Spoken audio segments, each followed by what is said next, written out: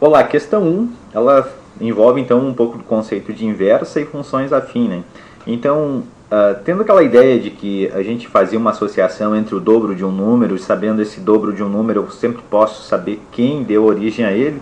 Por exemplo, eu sei que o 6 é o dobro do 3, e se pergunto quem é o dobro do número 4, então eu associo o 8. Então, assim, sabendo um, eu sei o outro. Então, nesse momento aqui, vamos retomar um pouquinho então da ideia de inversa, como diagrama de flechas. Então, se eu tenho o conjunto A que está relacionado com o conjunto B, então se é uma função do tipo de A em B, então se eu quero fazer a inversa, eu só vou fazer então o que o conceito acaba dizendo, né? Então eu estou fazendo o inverso, eu estou fazendo o caminho da volta. Então se eu tinha associado 0 ao 3, quando eu faço a inversa eu tenho 3 que vai levar então ao elemento 0. Se 2 está associado com 4, então 4 vai estar ligado então ao 2 no caminho da volta. Então é bem esse conceito de mais elementar, pensando no dobro de um número e sabendo que o caminho da volta seria pensar então a metade. A gente pode analisar então esse gráfico. Se eu tenho ponto 0 para o x e 3 para o y, então eu vou ter o outro ponto que vai ser então 3 para o x e 0 para o y, que eu posso marcar sobre o eixo. Então aqui, no momento que eu sei que 4 e 2 é um ponto, então quem é que dá origem a isso? É o 2 e o 4. Então, tendo esses dois pontos em cada uma das retas, ou seja, eu tenho a F, já tenho em 2 pontos, aqui a G representando então a inversa, eu já tenho 2 pontos, eu consigo descobrir qual é a lei de cada uma delas. Pensando na F, eu já tenho que o B, na expressão ali, já é o número 3, né? Então está mais simples de identificar.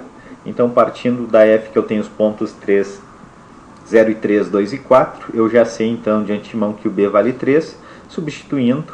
Então eu sei que F de 2 vai valer 4, então eu só substituir x por 2 e consigo descobrir então que a lei total, aqui a lei completa, aqui será F de x igual a x sobre 2 mais 3. Fazendo isso, eu poderia usar os outros dois pontos que eu conheço aqui na inversa, ou fazer a inversa a partir do que a gente sabe da lei. Então, fazendo a inversa, eu estou trocando então x por y. Trocando x por y, eu vou isolar então. Peguei aqui a função da f. No lugar de f de x, eu estou substituindo por x, e no lugar de x eu estou substituindo por y, e vou ter que isolar. Fazendo o isolamento aqui do y, eu consigo chegar então no valor da função inversa, que é 2x menos 6. Então essa seria a lei que nos fornece então a inversa da lei dada ali da função f de x. Bom, ainda faltava em relação ao item 1 encontrar os pontos de intersecção com o eixo x, né?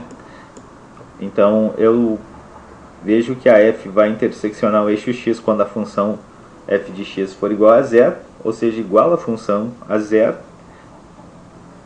Aí eu vou isolar, né, então aqui o x, e vou descobrir que x desse ponto vale menos 6. Ou seja, o ponto procurado é menos 6 para o x e 0 para o y, que é o momento onde a reta intersecciona o eixo x. Bom, ainda tem o ponto de intersecção entre as duas retas, ou seja, quando a f de x é igual à sua inversa. Então, igualando as duas funções, duas leis, fazendo aqui o isolamento, eu descubro que x vale 6. E aí, se eu substituir esse x na expressão, eu vou substituir x na expressão aqui, qualquer uma delas. Eu tenho 2 vezes 6, por exemplo, dá 12, menos 6, sobra 6. Então, o ponto procurado é 6 e 6. Então, tenho todos os pontos procurados desse item. O item 1.2 a gente já tem então as duas expressões, então já está respondido. E aí o item ponto 3, a gente precisava verificar que, fazendo a função composta de f com a sua inversa aqui, ambas têm como resultado a reta identidade. Então, quando eu faço a operação composta da função f com a sua inversa aqui, vai acabar dando identidade. Fazendo isso, o que eu estou representando aqui? No lugar do x, veja que eu troquei x, ao invés de ter f de x somente, eu estou fazendo no lugar do x, eu estou colocando toda a sua lei, que é expressa aqui pela função inversa 2x menos 6. Então eu substituí x por 2x menos 6. Ao fazer isso, aonde tem x eu estou trocando por essa expressão, e aí eu preciso resolver isso. Ao dividir aqui 2x menos 6 por 2, vou dividir cada um dos termos por 2, então dividindo 2x por 2 sobra o x, menos 6 sobre 2 vai sobrar somente o 3, e aí reescrevo 3, e então aqui vai acabar anulando 3, menos 3 com mais 3, sobrando somente o x, e que verifica que isso é verdadeiro.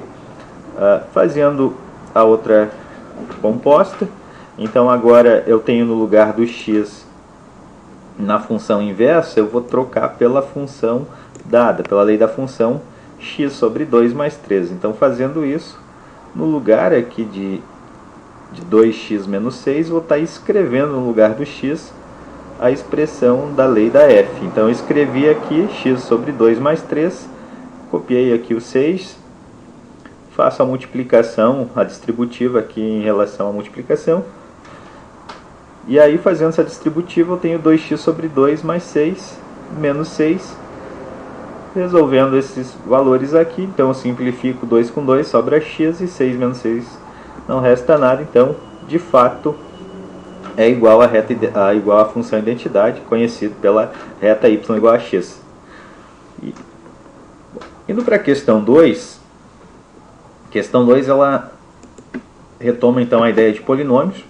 A nossa ideia de polinômios aqui é pensar então que as raízes, ou o teorema do resto aqui significa que ao substituir o valor da raiz no polinômio, isso vai nos retornar como resto zero, ou seja, vai ser igual a zero. Então, sendo o menos 2 e 1 as raízes, pelo teorema do resto, a gente tem então que qualquer um dos dois valores ali substituído no polinômio vai dar igual a zero. Escolhi o 1, né, por ser mais fácil de fazer as contas, então vejo aqui que o m acaba dando menos 16.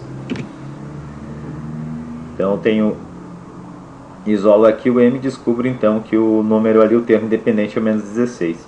A soma das raízes, lá pelas relações de Girard, a gente sabe então que será então dentro dessa escrita ax na 4 mais bx mais c, com esses coeficientes representados por a, b, c, d e e, é o segundo ali, né, o item b, perdão, o coeficiente b dividido por a. Então, eu tenho menos b por a. Ao fazer isso a partir dos valores que a gente tem da expressão, a gente tem então que é menos 3, então vai dar mais 3 dividido por 1, que é o próprio 3. Então, a soma das raízes deu 3. O produto das raízes, a gente verificou então que o grau é par, né? Então, por ser um grau par, a gente tem que pegar o termo independente, né? A gente observa que pela expressão da forma fatorada, que menos vezes menos uma quantidade par de vezes acaba dando mais. Então, eu tenho aquele termo independente aqui, que nessa nossa expressão é o último valor aqui, o menos 16. Então, ele que é dividido pelo a. Como o a do polinômio vale 1, então fica menos 16 somente. Então, o produto é menos 16. A forma fatorada, a gente precisa retomar ali, relembrar como é que a gente vai conseguir baixar o grau do polinômio, né? A gente sabe duas raízes, então posso usar Briot-Ruffini para conseguir baixar esse grau, ou uso o dispositivo da divisão ali para fazer essa redução. Aqui, fazendo então aplicando o Briot-Ruffini, eu tenho todos os coeficientes escritos aqui, o 1, o menos 3, o 2, o 16 e o menos 16. Então, a primeira raiz, que é 1 ali, fazendo então repetir o primeiro coeficiente do grau maior, faço 1 vezes 1, que dá 1, e vou somar com menos 3 lá de cima, que deu menos 2. Faço a repetição aqui, 1 vezes menos 2, dá menos 2, somo com o 2 lá de cima, acaba dando zero. Então, repito aqui, 1 vezes 0 dá 0, 0 com 16, soma 16, 1 vezes 16, 16, 16 com menos 16, 0, e confirmo que 1 é a raiz desse polinômio. A outra raiz, menos 2, veja que agora eu já reduzi o grau desse polinômio, aqui estou com o grau 3 aqui, então vou usar a próxima linha aqui de coeficientes. Então estou usando o menos 2, vou repetir aqui então o 1, repetir esse 1, menos 2 vezes 1 dá menos 2 descontando menos 2 ali, ficou menos 4, menos 2 vezes menos 2, então a gente tem como sendo mais 8, somo com 0 lá, dá mais 8, menos 2 vezes 8, dá menos 16, com 16 lá de cima dá 0. Então, nos resta aqui então um polinômio, já que eu posso escrever ele como sendo x menos 1 vezes x mais 2, multiplicado então por um x quadrado menos 4x mais 8. Esse x quadrado menos 4x mais 8 é dado aqui por esses coeficientes aqui, ó. Eu reduzi então duas unidades no grau, né? Então eu saí de x4 para x2, então eu tenho x quadrado menos 4x mais 8. Quem chegou até aqui, então eu considerei a questão finalizada aqui, né? Então, mas precisava mostrar por Bhaskara que o delta aqui dava negativo para conseguir achar as outras raízes. Como a gente não está explorando raízes complexas aqui, não precisava continuar, bastava dizer isso. Mas caso alguém queira expressar ainda como forma fatorada, chegava em delta então menos raiz 16. Ao fazer essa raiz eu tenho mais ou menos 4i, né? Então eu tenho que as raízes complexas aqui são raízes conjugadas, é 2 mais 2i e 2 menos 2i. Então, reescrevendo isso aqui, então essa parte ali que tinha o fator com x ao quadrado, aparece então essas duas raízes complexas aqui. Outra maneira, ao invés de usar o Brillouin, aqui eu deixei então registrado que seria dividir então por cada um dos fatores, né? Então aqui eu tenho um fator que é x menos 1, onde eu sei que a raiz dele é 1, então eu consigo baixar do grau 4 para o grau 3. Como a divisão deu exato, eu posso repetir então aqui o processo e acabo fazendo isso aqui com a outra raiz que é menos 2, e aí então eu passei de grau 3 para grau 2, então eu chego aqui de novo nessa expressão quadrática, onde eu consigo resolver encontrar as raízes a partir de Bhaskara. Observa que o que o Brillouin faz é exatamente trabalhar somente com os coeficientes, né? Que o item seguinte ali da primeira etapa, ao usar a raiz 1, acabou ficando x cubo menos 2x quadrado mais 16, então não tem o termo aqui com o x, né? Então é 0, ó. Então observa que é uma forma sintética de trabalhar com os coeficientes. Bom, seguindo, a gente tem a questão aqui que aparece um gráfico onde está explorando um pouco da ideia de exponencial e também a função quadrática. Ao analisar esse ponto C, aqui a gente observa que ele está relacionado ao vértice dessa parábola, e essa expressão aqui que representa a exponencial, ela foi deslocada uma unidade para cima, então consigo ver que eu tenho que primeiro explorar um pouco da parábola para depois conseguir descobrir quem é essa exponencial. Um método a ser feito, aqui já está a forma fatorada, onde eu tenho o x do vértice e o y do vértice, mas a gente pode pensar aqui também que se eu deslocar 9 unidades para baixo essa parábola, o ponto C vai estar sobre o eixo x, e eu vou ter a forma fatorada do polinômio, ou seja, o 3 vai ser um ponto aqui sobre o eixo, será esse ponto central. Então eu sei que o x do vértice é o 3. Como eu desloquei 9 unidades, eu sei que também o y do vértice é o 9. Não identificou isso? Uma possibilidade era seguir então abrindo a expressão aqui, né, para tentar descobrir quem é o y do vértice, que é a altura que a gente quer. Então abrir a expressão. Aqui eu coloquei aqui somente o desenho, deixa eu ver. Bom, Abrir a expressão, vamos lá. Se eu tenho a função dada por menos...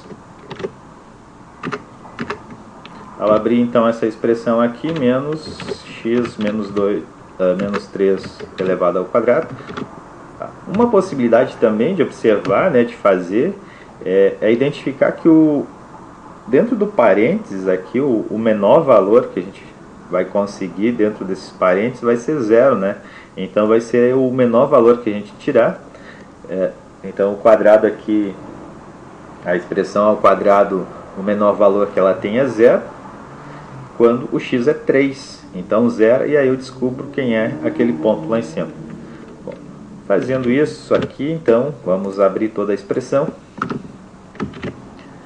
Temos que f de x, produto notável ali podemos expressar então com menos x quadrado menos 6x mais o 3 ao quadrado, então que dá 9.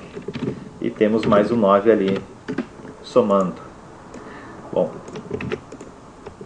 tem um sinal de menos aqui que nos faz trocar todo mundo de sinal, né? E aí eu observo que vai sobrar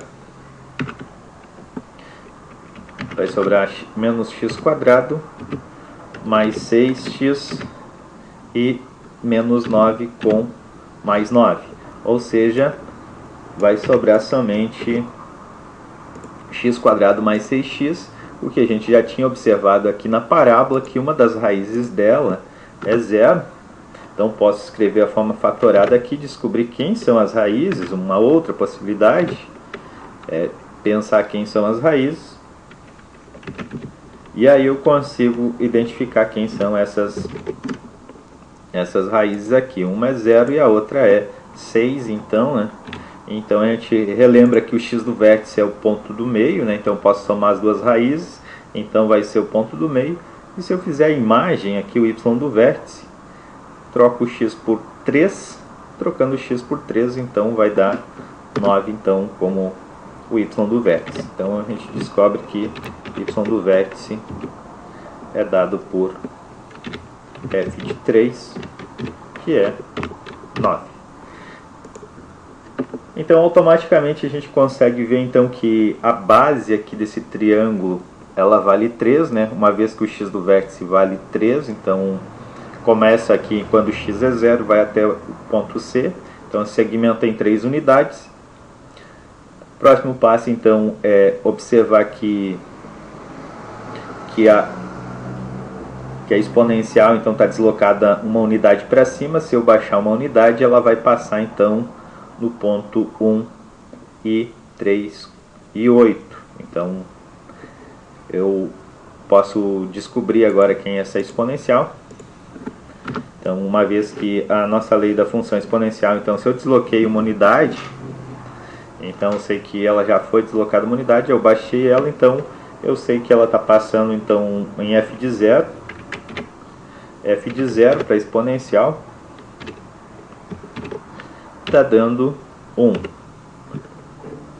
Ou seja, não tem nada multiplicando ela.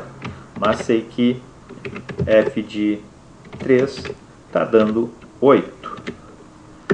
Se a nossa exponencial é dada pela lei, chamando aqui a f' aqui,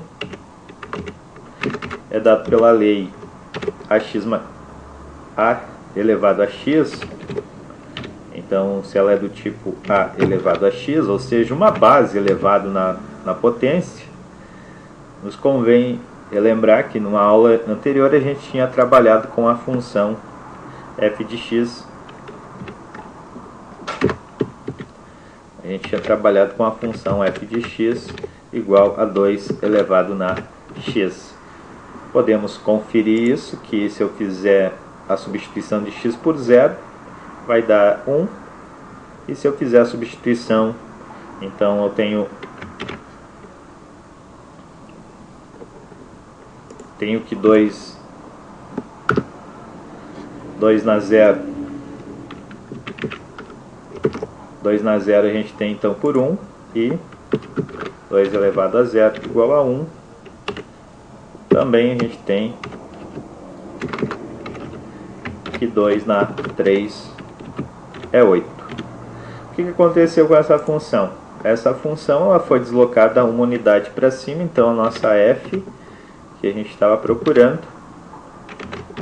é 2 na x mais uma unidade. Podemos agora verificar quem é o ponto lá da... o ponto da f de 1. Ao fazer f de 1, então vou estar substituindo o nosso x por 1. Substituindo esse x por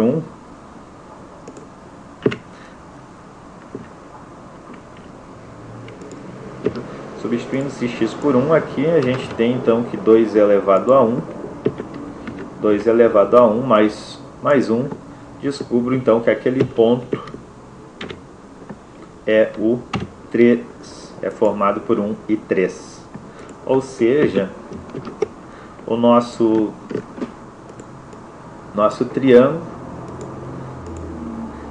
ele é formado então aqui por 1 e 3.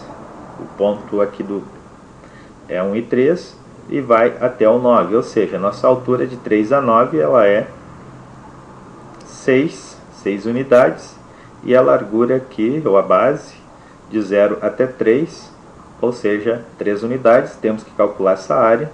Então a área do triângulo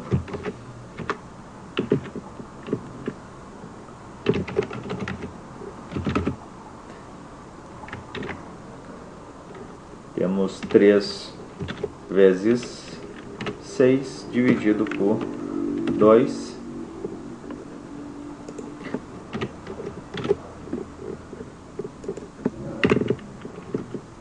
E aí chegamos que a área é 9.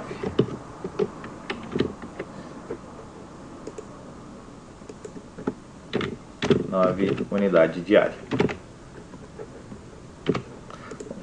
A parte mais delicada da questão é pensar então essa análise em função da exponencial.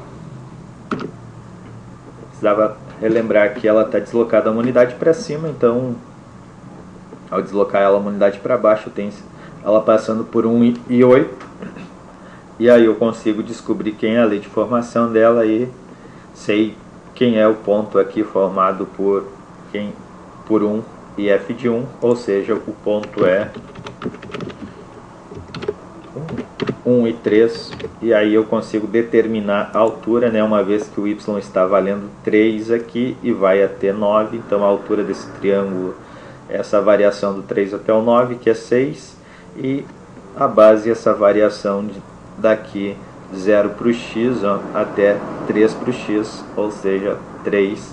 Então, lembrando que a área é base vezes a altura sobre 2, então temos a base vezes a altura dividido por 2, fechou 9 unidades de área. Bom, seguindo para a nossa última questão, assim, mais fora a última ali, que é a questão 5, no qual vocês deveriam elaborar uma, que era, digamos assim, uma questão mais livre. Aqui a gente tem então a evolução do montante de um capital, né? Então são as duas formas mais consagradas de juros. Eu tenho o juros simples aqui representado então pelo crescimento linear, pela reta, e temos o crescimento exponencial, juros compostos. Então a lei de formação vai analisar basicamente como é que evolui esse montante a partir dos juros, né? Então eu tenho que o juro simples é 2% de 1000, assim como o juro composto também é 2% ali, só que aí expresso de outra maneira. Eu faço o meu montante, então é os meus R$1.000 mais R$20 de juro a cada mês, então eu tenho esse valor inicial mais o valor variável, que é R$20 a cada mês, a cada período ali, então completo. Então minha expressão ficou que o juro simples é 1000 mais 20x. Montante composto, então eu estou fazendo a cada mês a multiplicação do total por 1,02. Então eu tenho aqui a representação de 100% mais 2, elevado na x períodos, o meu valor inicial aqui, dado pelo capital inicial. Então veja que a gente tem aqui então a base, né, dessa exponencial, 1,02 elevado na x, e aí tem uma constante aqui multiplicada por essa base, por essa potência aqui final. Explicar qual delas é mais vantajosa. Então, a partir de um dado momento, o juro composto sempre é mais vantajoso que o simples, né? Para um período inteiro, inicial, para um mês, se a gente analisar, fechou um mês, no juro simples eu tenho R$20 de juro mais os R$1.000, então eu tenho 1.020 de montante. No juro composto, substituir por 1, eu também tenho 1.020, ou seja, num mês, exatamente num mês, é indiferente qual das duas opções é escolhida, porque ambas vão produzir o mesmo montante. Entre 0 e 1, observa que essa curva vai ultrapassar, né? Então vai se tornar vantajosa. Então o juro composto entre 0 e 1 ele é menor do que o juro simples. Então aí a capitalização simples ela é mais vantajosa. E a partir de um mês, de um período igual à taxa, o juro composto sempre será mais vantajoso. Então são essas três possibilidades de análise em função da capitalização. E é isso. Qualquer dúvida é só entrar em contato, mandar e-mail, mensagem ou falar pessoalmente